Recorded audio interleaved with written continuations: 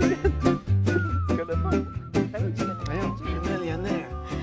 Avec David Bernard, on va parler des secrets d'un esprit millionnaire. Je ne sais Oui. pas encore tout à fait c'est quoi le lien avec Mais Christine, le bonheur. le lien, il est simple. Oui. Pense à ça. Guy Mongrain avec la poule, la belle Annick Dumontet avec, évidemment, la roue de fortune, Oui. et moi-même avec Une valise. la valise. Quel est le point en commun de ces trois personnes? Dis-moi. L'argent. Et voilà, Christine. C'est pas toujours des millions, par exemple. Exactement. Tu sais qu'on appelle ça l'argent, le money, le cash, l'oseille, la sauce. C'est un point qui intéresse beaucoup de gens, hein, parce que l'argent, tout le monde on en veut plus. Ouais. Puis en même temps, ben, je remarque ici au Québec, c'est curieux parce qu'on entretient une relation un peu taboue avec l'argent. On en veut plus, mais en même temps, on a une relation paraît un peu pas très amour-haine. bien. Ouais. Si tu parles que tu en as, ça dérange les autres, fait que tu tiens ça loin, tu n'en parles pas trop. Tu sais. Et aujourd'hui, moi, je me suis dit, pourquoi ne pas parler d'argent?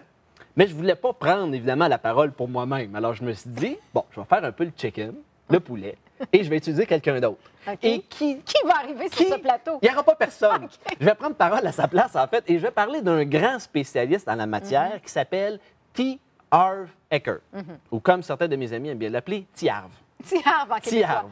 Et T-Harv, tu vas probablement me demander, Christine, mais qui est T. Harv Eker? Ben là, je vais te le demander pour le bénéfice des Exactement, téléspectateurs. qui ne le connaissent pas. Alors, T. Harv Eker, c'est un homme qui a vécu dans la déconfiture financière pendant une majeure partie de sa vie, jusqu'au jour où il a décidé de prendre sa vie financière en main et de la revitaliser. Ouais. En dedans de 2 ans et demi, il est devenu multimillionnaire, mais on parle de dizaines de millions de dollars. Il a 6 entreprises aujourd'hui qu'il gère, en fait, qu'il fait gérer par ses employés parce qu'il est beaucoup dans l'esprit d'entrepreneur. Et cet homme-là a écrit un livre absolument fabuleux qui s'appelle « Les secrets d'un esprit millionnaire ». Hey, je serais curieuse de savoir à combien de quantités il doit être Il vendu. en a là, vendu, mais grosso modo, là, les dernières recherches, je pense que c'est 2 millions, les Ah, ça me- statistiques. je me Et demande 2 si c'est pas millions, plus. là, c'est beaucoup de livres, mesdames et messieurs, à travers le monde, traduits en 26 langues. Et ce qui est très intéressant de ce livre-là, c'est qu'à l'intérieur, M. Thiarve, eh bien, il explique 17 Je serais contente dossiers. de t'entendre. Oui. Ah, il ne serait pas content de m'entendre, effectivement. Ben bon. Et M.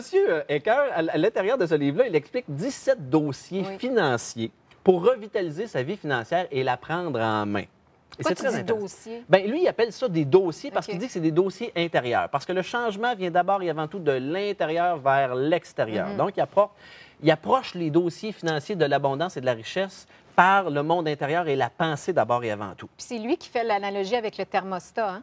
Exactement, c'est en plein ça. Mais là, écoute, celle-là, je n'en parle pas aujourd'hui. J'en ai OK. sorti Ben, vous la lirez dans le quelques-unes. livre. C'est ça, vous allez devoir le lire. Le livre, il est vraiment très bon. J'en ai quelques-unes aujourd'hui, des Oui. dossiers financiers que vous pouvez revitaliser, puis je ne suis pas allé trop choquant, parce qu'il y en a peut-être que ça va les déranger à la maison. OK. OK? Et ça va toujours comme si M.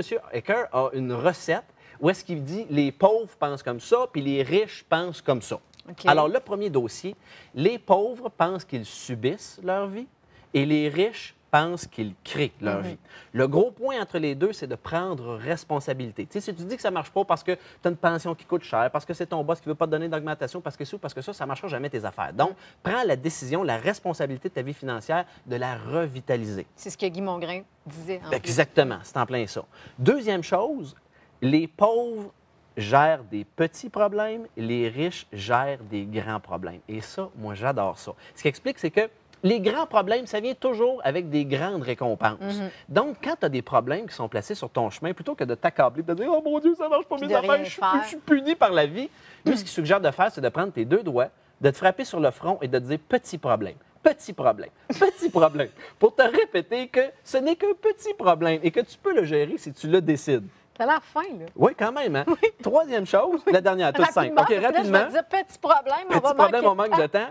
Tu vas toujours être récompensé en fonction de la valeur que tu amènes dans la société et Oui. des lois du marché. Rappelez-vous toujours que c'est pas parce que ça coûte cher, ça c'est T. Harv Eker qui dit ça, c'est pas parce que ça coûte cher, c'est parce que tu gagnes pas encore assez, trouve une manière de contribuer davantage. Et c'est pas ton père qui disait ça aussi? Je pense que oui, moi. Que de sagesse, ce cher Jack, qui est le papa de David.